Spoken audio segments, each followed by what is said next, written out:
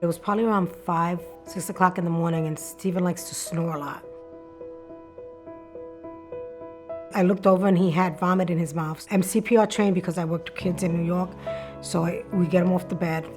I start CPR. The ambulance comes, and when we found out, he flatlined for 10 minutes.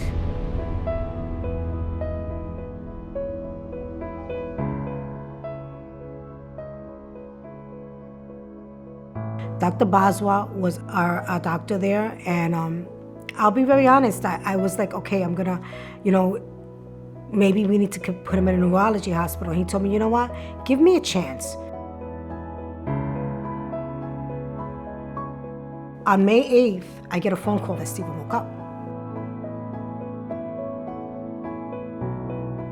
So they get him over to the PCU, and that's where Ellie and Tara come in, do PT and OT.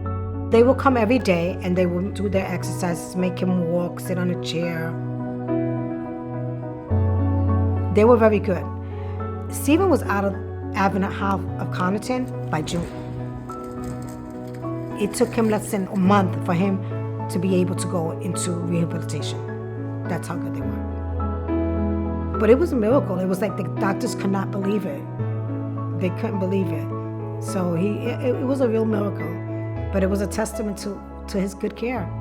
Thank you for everything you've done. I mean, if it wasn't for you, my husband wouldn't be standing here. There's no amount of gratitude that I have for them. I would definitely say you have a great staff there, and just keep doing what you're doing.